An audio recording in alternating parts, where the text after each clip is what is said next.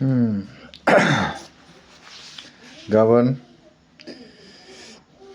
मा होनो 8 थारिखआव खाम्फा सारा गाबोन इउपिपिएलआव जगदान जाफैगोन आरोखि।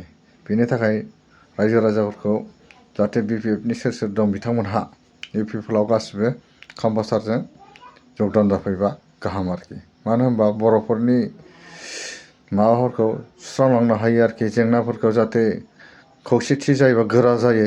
बेनि थाखाय नोंथांमोनखौ बयखौबो लैहोर लैहोर फैनानै इउपिपिएलआव जगदान जाफैयो आरोखि। बेनि थाखाय नोंथांमोनखौ खावलायहरनाय जाहैबाय। मानो होनबा बर' हारिया जुदि खौसेथि जायाबा गोरा जाया, जाहाथे गुबुन हारिया जोंनि बर' हारिखौ नाख्रेबनो हाया, गोरलै मोना आरोखि। बेनि थाखाय इउपिपिएलआव जाय बिथांमोनहा फैनो गोसो दं बे बिथांमोनहा गासिबो गाबोन खाम्फा सारजों जगदान जाफैफिननो हागोन आरोखि इउपिपिएलआव। बेनि थाखाय नोंथांमोनखौ गुरैयै खावलायहरनाय जाबाय आरोखि। जाहाथे बयबो मिला मिसा थाबासो